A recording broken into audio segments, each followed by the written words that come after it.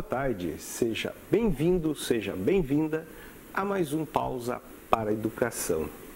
O seu programa sobre educação aqui na TV Itapê, que traz essa oportunidade para discutirmos, pensarmos questões práticas e teóricas daquilo que possa ser a área de grande, a área que possa ser a grande base para a nossa sociedade, pois dela podemos ter uma melhora na saúde, podemos ter uma melhora nas condições sociais, na relação interpessoal.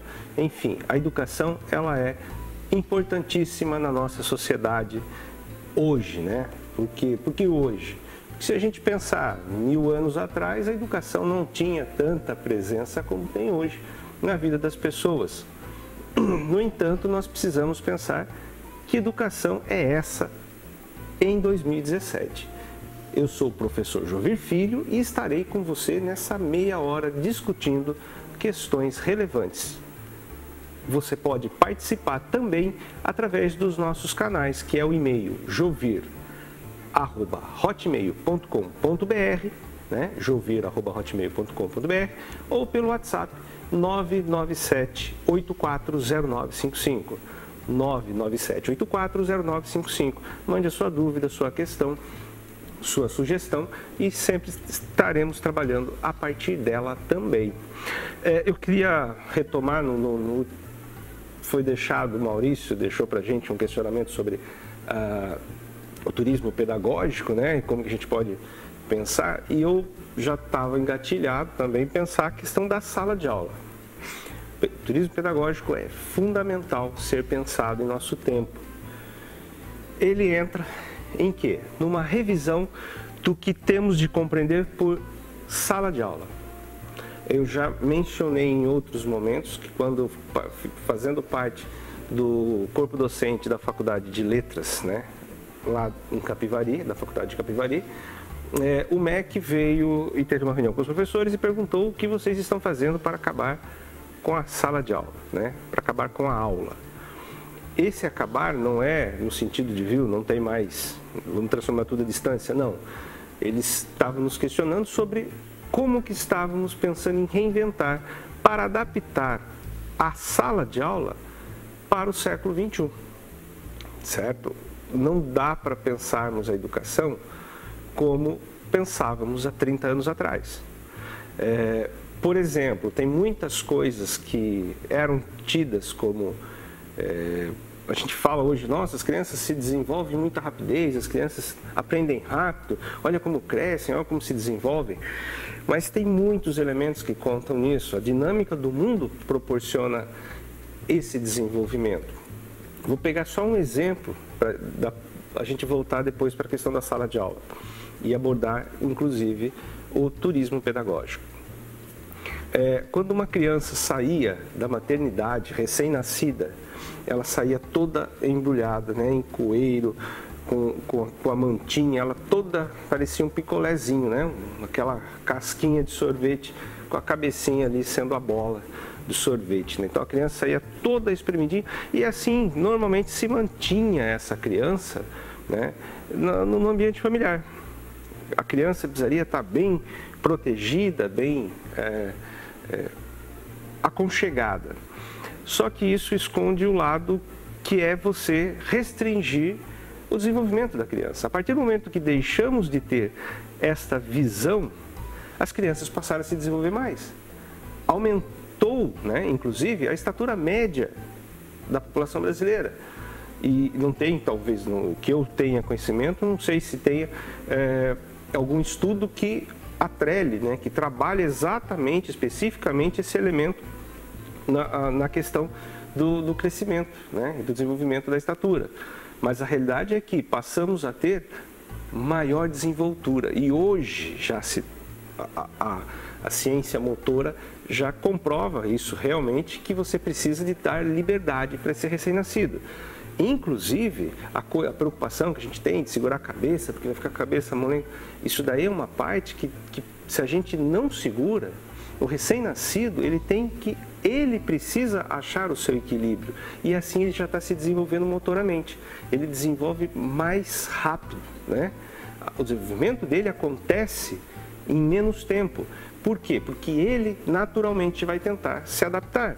Quando nós seguramos, nós estamos retardando inconscientemente, né? Não é com essa intenção, mas a gente segura, a gente tem essa preocupação, a gente está tirando esse desenvolvimento motor.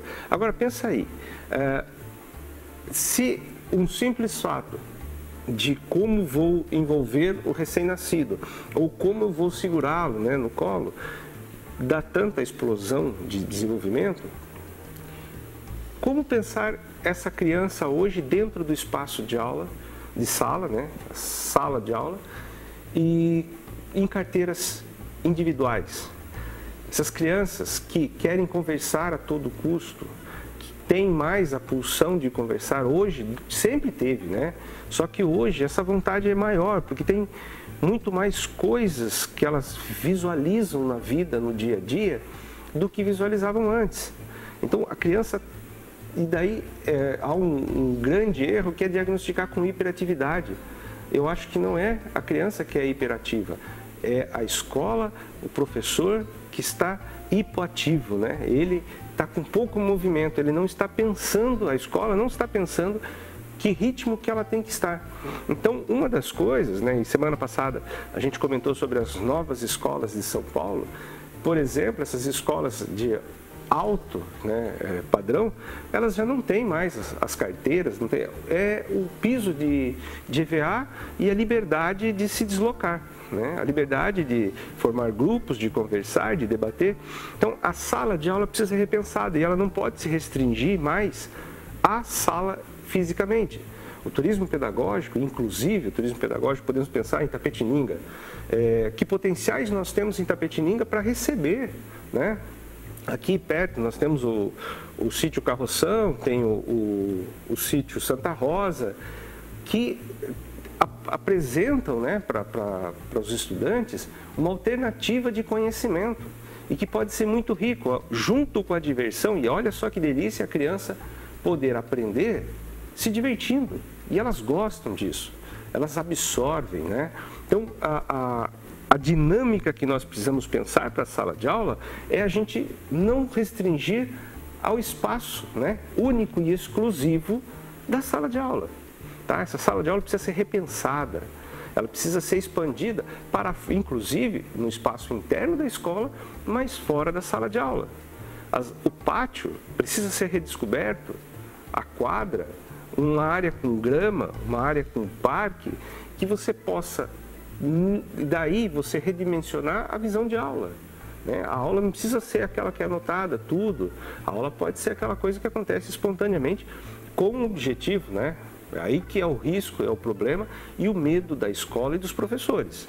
Porque daí você tem que ser um profissional que pensa hoje e não que pega algo pronto, né? Pegar algo pronto que vem desde a década de 80, pensa só o quanto os conteúdos, eles ficaram parados no tempo e a sala de aula está parada. Tá? As carteiras ficaram mais bonitinhas, talvez, mas é a mesma carteira de 30 anos ou mais atrás. Então, o turismo pedagógico ele pode acontecer e ele é fundamental que ele aconteça. Tá? Uma cidade como Itapetininga, é importante que esteja pensando dentro do seu programa educacional as potencialidades que o próprio município oferece, né? Os espaços, né, de natureza que nós temos, os espaços de explorar a história de Itapetininga. Então, nós temos uma dimensão que pode ser... Não, olha só, nós estamos falando de educação, mas a educação ela transcende daí nesse caso. Porque você pode ter um conhecimento da sua cidade através da educação e gerando novos postos de emprego, porque serão novos postos de atuação. O turismo pedagógico é essencial, começando a ser desenvolvido na própria cidade, né? E depois a gente vai pensar na expansão para irmos, né, em grandes parques, em grandes parques temáticos, né? Então nós temos, as perguntas são pertinentes nesse momento de como vamos pensar essa mudança. O ambiente virtual, ele inclusive ele pode ser pensado como espaço de sala de aula, porque você pode conduzir o aluno no ambiente, numa projeção em tela, que não precisa ser aquela sala de aula ali restrita, né? Um ambiente maior, um anfiteatro, com mais alunos, que se trabalhe outros momentos da história através da imagem, mas pensado para isso. Não é simplesmente exibir um filme. Tem um monte de projeções e projetos de educação que podem levar e serem articulados, né? Serem transformados para a realidade de Itapetininga, do estado de São Paulo, do Brasil, né? Então nós temos que pensar a escola, mas também agora a gente tem que pensar, abordando hoje, é a questão da sala de aula. E o turismo pedagógico, ele entra principalmente nesse repensar a sala de aula. E é fundamental, é essencial. Criança, você pode pegar um menino de 15, 16 anos, ele guarda um tanto de criança. Ele já é um adolescente indo para a juventude, mas ele gosta de brincar, ele gosta de se divertir. Então o conhecimento pode ser palpável em todo o processo, até o ensino médio, né? Então você tem o lúdico, ele ajuda muito a aprender. E não é só a criança da educação infantil, mas é a criança em todas as etapas da educação básica, né? Então vamos pensar juntos, vamos querer, né, algo novo para os nossos filhos, para os nossos alunos. Eu vou fazer um breve intervalo, uma pausa para os nossos apoiadores culturais e volto já com questões de matemática para você. Não sai daí.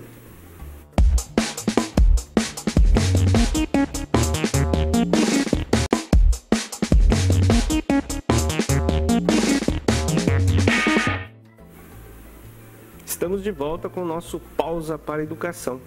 Agora nós vamos mudar a chave, né? Aquela discussão que é a parte mais conceitual da educação, seu aspecto teórico. Vamos para questões práticas. Eu fiquei devendo semana passada a matemática. Hoje nós vamos começar com ela.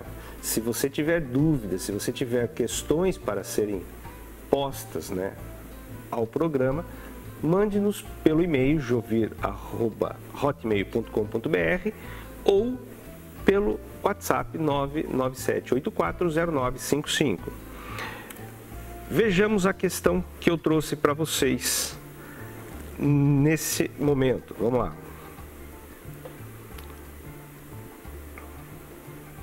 Para participar de um jogo, Mauro e Pedro adquiriram quantidades diferentes de fichas.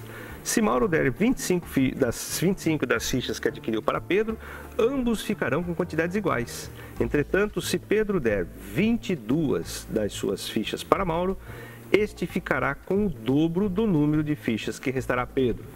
Pode-se afirmar, então, que o número de fichas adquiridas por Mauro é 166, 148, 136, 128 ou 116, né? As nossas alternativas. Essa daqui é uma questão, é uma sequência do que a gente trabalhou há 15 dias atrás, em que foi falado sobre a inserção do X. O essencial é eu traduzir o que está em texto, traduzir em informação matemática.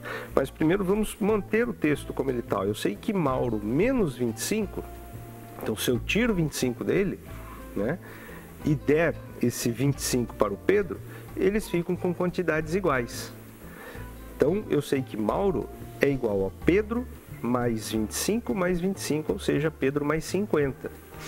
Se o Pedro eu chamo de X, é a minha referência, eu sei que Mauro é X mais 50.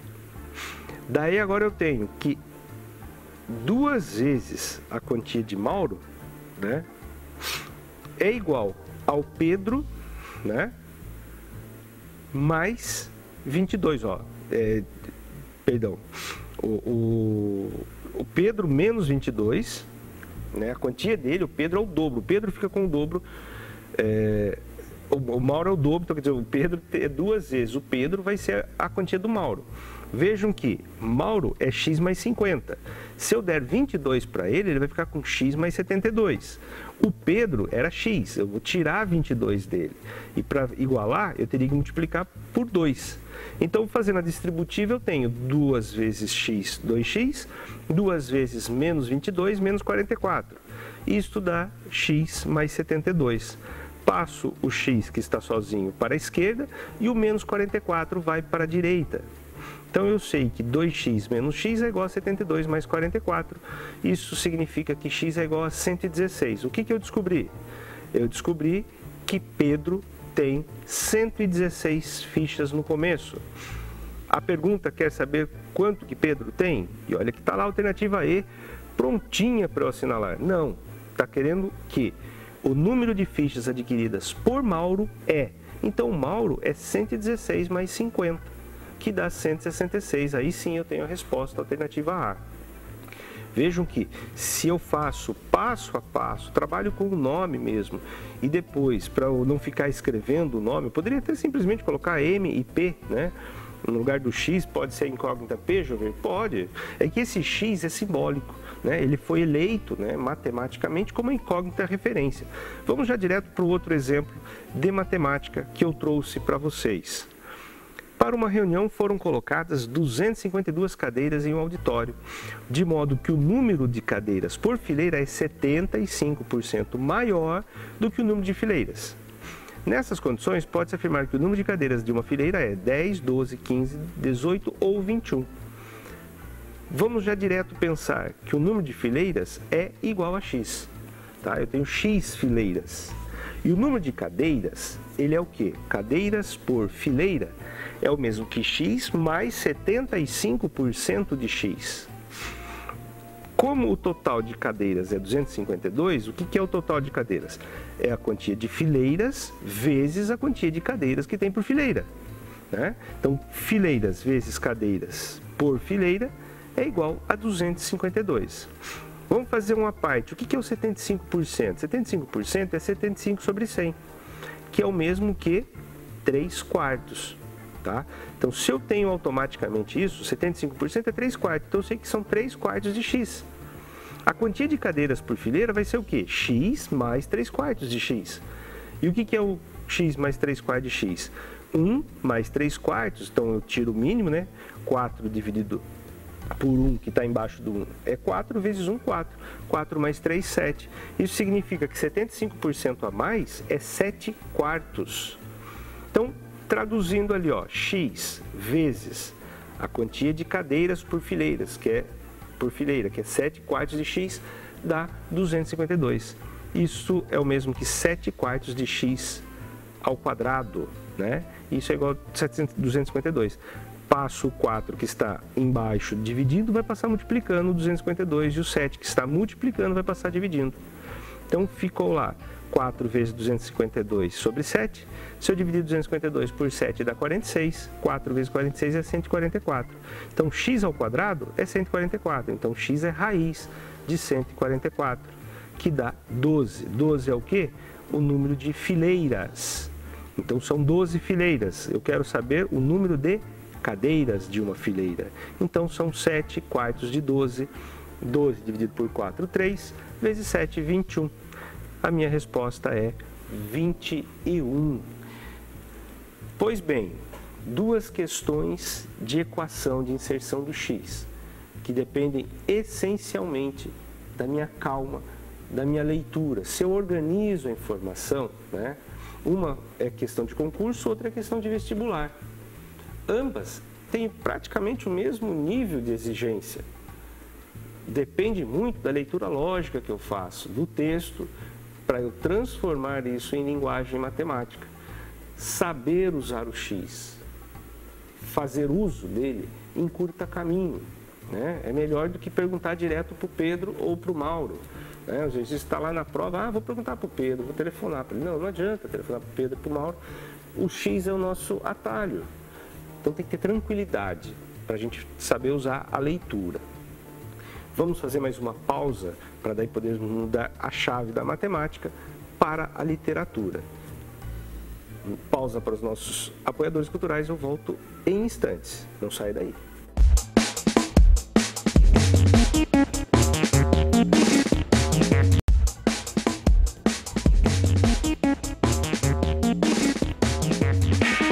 Nós tivemos um contratempo aqui por conta da variação de energia, né? O temporal está fazendo o seu canto cada vez mais alto e acabamos tendo um pequeno problema técnico, por isso peço desculpa a vocês e vamos continuar com a questão, né? Vamos voltar a pensar sobre essa questão da literatura.